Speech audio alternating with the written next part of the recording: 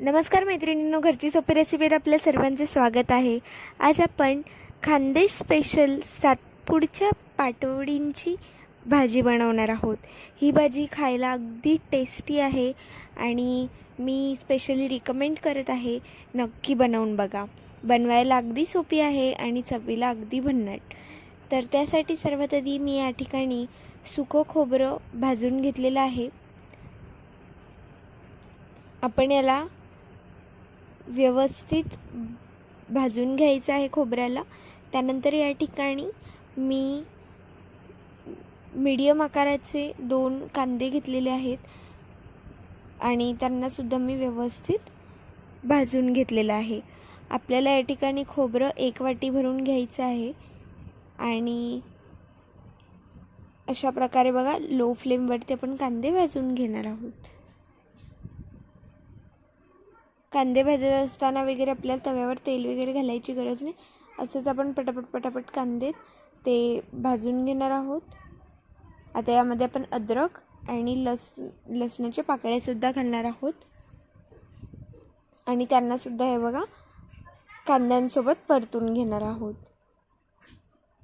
आता हा मसाला भाजला गेल्यानंतर आपण याला एका प्लेटमध्ये काढणार आहोत आणि या ठिकाणी बघा, तो मसाला भाजेपर्यंत या ठिकाणी खोबरं व्यवस्थित बऱ्यापैकी थंड झालेलं होतं. तर आपण त्याला मिक्सरमधून बारीक करून घेतलं आहे. यामध्ये लाल तिखट आणि आपण हळद घालणार आहोत. त्यासोबत आपण या ठिकाणी 2 चमचे गरम मसाला आणि 1 चमचा धना पावडर घातल्यानंतर यामध्ये आपण भाजलेलं कांदे, अद्रक आणि लसणाच्या पाकळ्या घालणार आहोत आणि आता आपण पुन्हा याची बारीक पेस्ट करून घेणार आहोत. यामध्ये जरासं पाणी घालायचं आहे आणि पेस्ट करून घ्यायची आहे.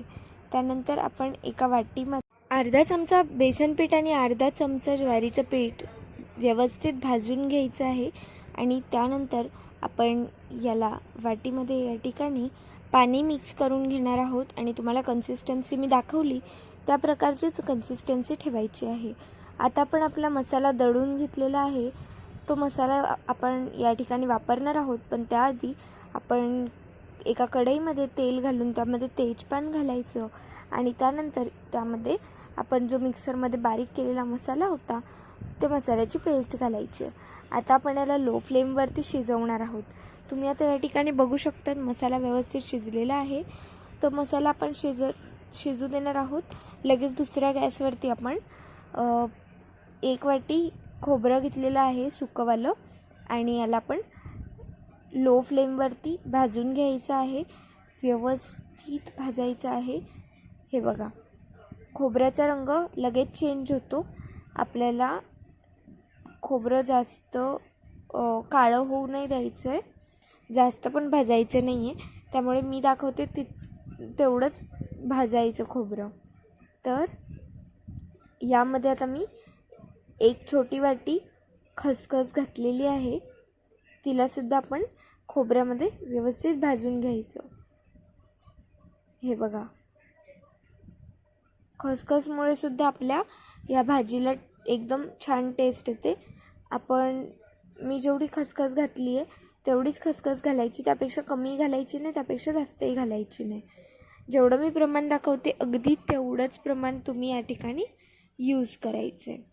आता आपलं खोबरं जे आहे ते बघा भाजून झालेलं आहे. त्याला आपण एका प्लेटमध्ये काढून घेणार आहोत. त्यासोबत आपले खसखससुद्धा व्यवस्थित भाजले गेलेले आहेत. आता हे आपण बाजूला काढून घेतल्यानंतर लगेच नेक्स्ट प्रोसेसकडे वळणार, ते म्हणजे कांदे.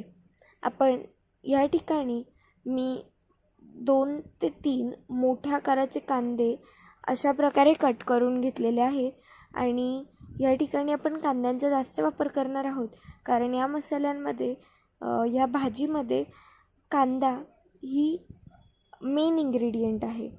तर त्यानंतर आपण कांदे भाजेपर्यंत बाजूला लगेच आपला मसाला व्यवस्थित शिजल्यानंतर यामध्ये पाणी घालून घेणार आहोत. आता बघा, पाणी घातल्यानंतर आपण आपल्या या भाजीला व्यवस्थित उकळी येऊ देणार आहोत. त्यासाठी मी ज्या मिक्सरच्या भांड्यामध्ये मसाला दळला होता, पहिले तर मी ते भांडं धुवून यामध्ये पाणी घातलेलं आणि त्यानंतर मी अजून एक भांडं पाणी या ठिकाणी वाढवलं आहे. त्यानंतर आपण जे वाटीमध्ये बेसन पीठ आणि ज्वारीचं पीठ भाजून मिक्स करून घेतलेलं पाण्यामध्ये, ते सुद्धा मी आत घातलेलं आहे. आता यामध्ये चवीनुसार मीठ घालायचं आहे आणि याला व्यवस्थित एकदा ढवळून घ्यायचं आहे. आता बघा, आपण याला ढवळून घेतलेलं आहे. लगेच आपण कांद्यांकडे एकदा नजर टाकूया. तर बघा, कांदे आपण लो फ्लेमवरती भाजणार आहोत. कांद्यांचे मी पीसेस कसे केलेले आहेत आणि आता मी यामध्ये जरासं तेल घातलेलं आहे, जेणेकरून आपले कांदे पटकन भाजले जातील. तर बघा, आपण कांद्यांना भाजून घेतले आणि कांद्यांचा रंग बघा कसा गोल्डन ब्राऊन झालेला आहे. तर आपण आता हे कांदे काढून घेणार आहोत. आता या ठिकाणी मी बेसन पीठ घेतलं आहे. या बेसन पीठमध्ये आपण लसणाची पेस्ट घालून घ्यायची आहे, सोबत कोथिंबीर घालायची आहे आणि चवीनुसार मीठ घालायचं आहे. मैत्रिणींनो, आपली रसोई तयार झालेली आहे. म्हणजेच आपली जी भाजी आहे ती तयार झाली आहे. आपण आता हे पाटवडींसाठी बॅटर तयार करतो आहे. या ठिकाणी मी बेसन पीठ साधारणतः 2 वाट्या घेतलं होतं आणि त्यानंतर मी हे जे खोबरं आणि खसखस भाजून घेतली होती, हिला पण मिक्सरच्या भांड्यात घालणार आहोत आणि हिची व्यवस्थित पावडर करून घेणार आहोत. हे बघा, आता मी हे जे पावडर केलेलं आहे हे एवढं बारीक केलेलं नाही आहे, जाडबारीकच आहे. तर त्यानंतर ते दळल्यानंतर आपण ते काढून घेणार. त्यामध्ये कांदे भाजलेले, लाल तिखट, गरम मसाला, धना पावडर आणि चवीनुसार मीठ घालणार आहोत. सोबत कोथिंबीर घालायची आहे आणि ह्या मिश्रणाला आपण व्यवस्थित बारीक करून घेणार आहोत.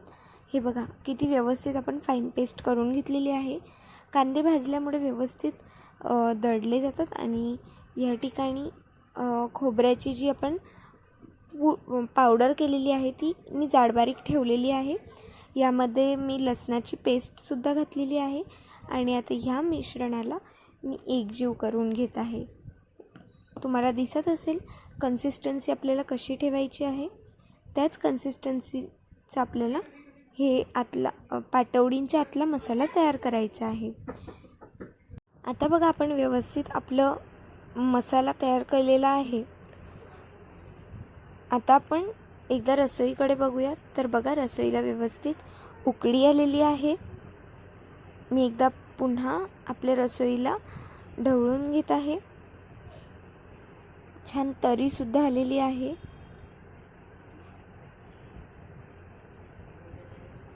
आणि आता आपण पाटवडींकडे वळणार आहोत.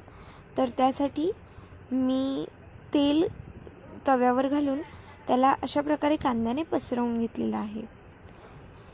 ह्या पाटवड्या आपण पारंपरिक पद्धतीने बनवतो आहे, त्यामुळे मी तुम्हाला स्टेप बाय स्टेप सगळं प्रोसेस दाखवत आहे.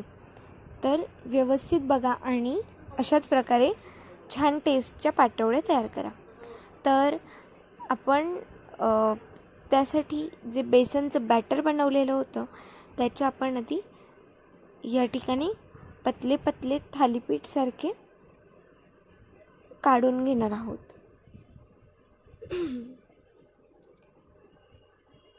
आणि हे खूपच सॉफ्ट बनतात आणि खूपच टेस्टी बनतात आणि पटकन तव्यावरून निघत आहेत. आपण एकदाच तेल लावलं होतं तव्यावर आणि त्यानंतर मी एकदासुद्धा तव्यावर आणखीन तेल लावलेलं नाही आहे. तरीसुद्धा बघा, आपल्या जे थालीपीठ आहे ते किती व्यवस्थित पटकन निघत आहेत. तर थालीपीठ झाल्यानंतर या ठिकाणी आपण त्यावरती आपला मसाला लावणार आहोत. आता मी थालीपीठ बोलत आहे, पण ॲक्च्युली ही पाटवडीच आहे. यामध्ये आपण मसाला भरलेला आहे आणि जसं आपण आळूवडीसाठी पानाला मसाल्याची व्यवस्थित कोटिंग करतो, तशाच प्रकारे या ठिकाणी आपण मसाल्याची काही कोटिंग केलेली आहे. व्यवस्थित प्रेस करून घ्यायचं आहे आणि हिला आपण आता कट करून घेणार आहोत. हे बघा, अतिशय सॉफ्ट झालेले आहेत आपली पाटवडी आणि टेस्टला तर अगदी जबरदस्त आहे. तुम्ही बघू शकतात. हे बघा, अत्यंत स्वादिष्ट अशा पाटवड्या आपण तयार करून घेत आहोत.